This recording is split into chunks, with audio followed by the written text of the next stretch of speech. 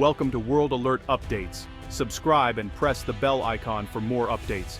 The turquoise waters of the South China Sea look peaceful, stretching endlessly under the sun, their beauty belying the tension that lurks just beneath the surface. But beneath the surface, tension simmers. A silent struggle for control and sovereignty plays out every day.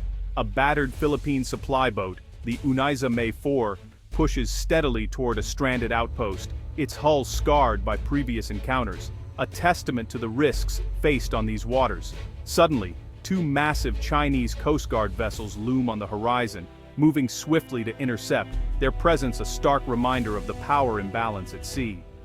The radio crackles to life. Stern warnings in both Chinese and English demand the Philippine boat turn back, the tension in the air almost palpable as the crew listens intently.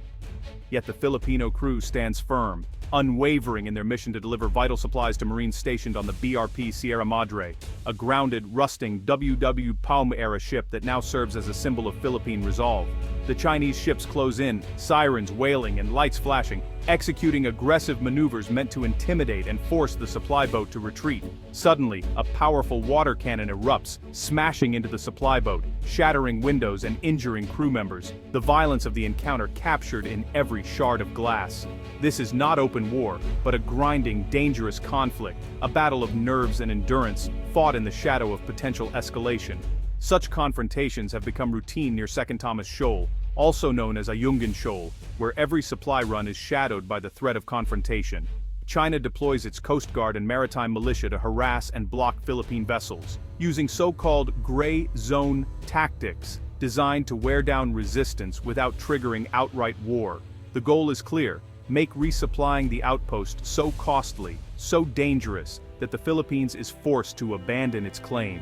Each mission is a gamble, a test of resolve, and a potential flashpoint for a much wider conflict that could draw in regional and even global powers.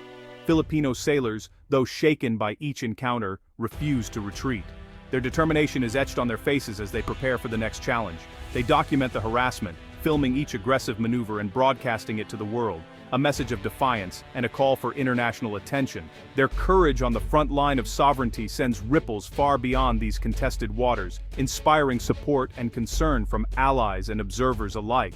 The world watches closely, aware that a single miscalculation here could ignite a larger crisis, with consequences that would reverberate far beyond the South China Sea.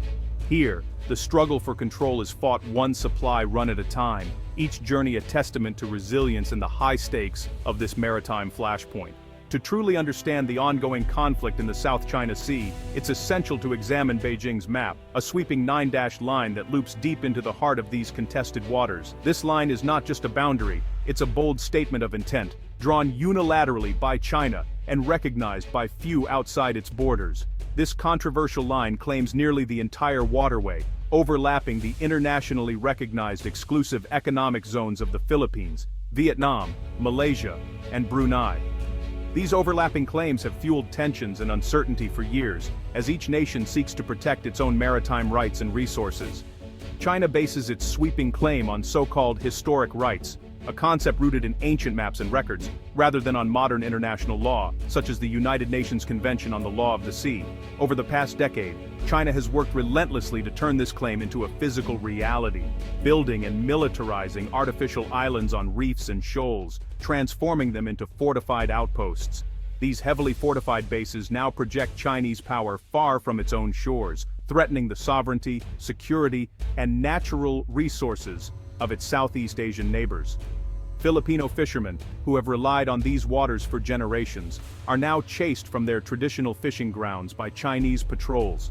At the same time, vital oil and gas reserves beneath the sea are increasingly at stake, raising the economic and strategic stakes for all involved. In 2016, the Philippines won a landmark legal victory at The Hague, where an international tribunal ruled that China's 9-dash line had no legal basis and invalidated its sweeping claim. Yet Beijing flatly rejected the ruling and instead doubled down on its activities, accelerating construction and increasing its military presence in the disputed region.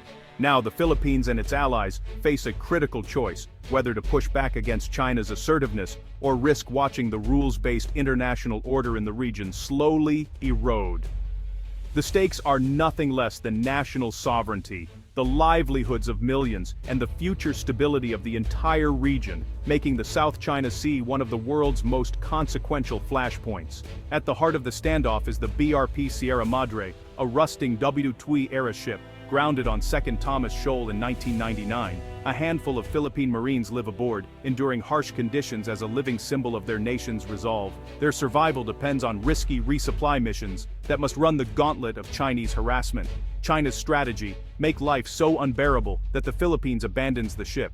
If the Sierra Madre falls, China would likely seize the shoal, as it did at Mischief Reef. Every supply run is a dramatic showdown, with water cannons and dangerous maneuvers. Yet the Marines hold out, their flag flying defiantly over the rusted hull. The ship may be crumbling, but the resolve it represents is unyielding. Here, sovereignty is defended not by might, but by sheer determination.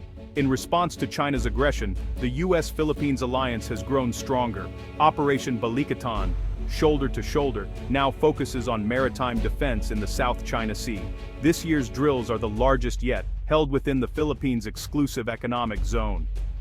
Exercises include joint naval convoys, simulating real resupply missions to the Sierra Madre. U.S. and Philippine warships sail together, while fighter jets provide air cover overhead. Onshore, Marines practice amphibious landings and deploy new missile systems. The show of force is defensive, but unmistakable. The 1951 Mutual Defense Treaty means an attack on one could trigger a response from both. By training together in contested waters, the Allies send a clear message: blockades and aggression will be challenged. The presence of U.S. forces is a powerful deterrent. These exercises are not just about readiness, they're about resolve.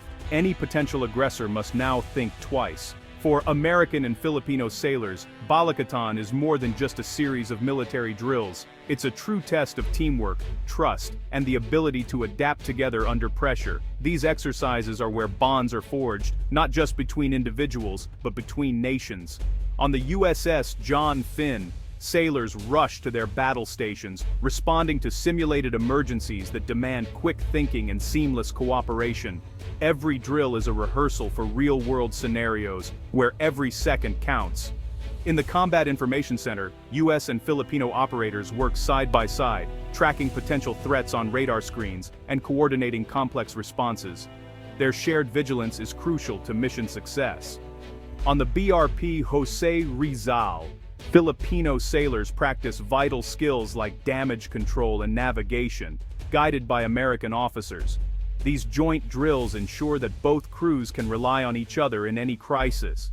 These personal exchanges, handshakes, shared smiles, and moments of understanding build the real foundation of the alliance, creating trust that can't be taught in a classroom. Long hours on watch are spent scanning the horizon for Chinese vessels shadowing the exercises, a constant reminder of the stakes and the need for vigilance. In rare moments of downtime, sailors gather in the mess hall to share meals, swap stories, and build a sense of camaraderie that helps them face the challenges ahead. They teach each other their languages, share jokes, and celebrate cultural traditions, forging bonds that go far beyond military strategy or official alliances. For these sailors, deterrence is deeply personal. They know they're defending not just territory, but the shared values and hopes of their peoples. The visible presence of an ally at sea brings reassurance and strength, reminding everyone that they are not alone in facing uncertainty. On the front lines of the gray zone, friendship and mutual respect are as vital as firepower.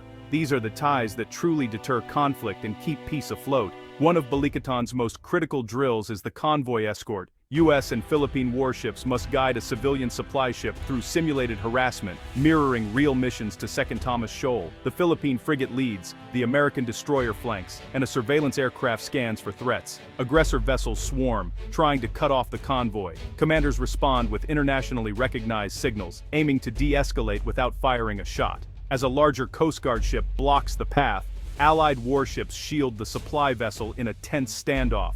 Success depends on perfect coordination and resolve.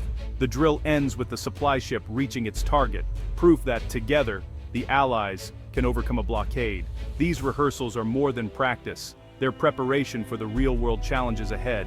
Each successful drill strengthens the alliance's credibility. In Manila, the South China Sea crisis is personal. News of Chinese aggression and joint drills dominates conversation. The government's transparency has unified public opinion behind a firmer stance. Fishermen protest outside the Chinese embassy, demanding respect for the 2016 arbitral ruling.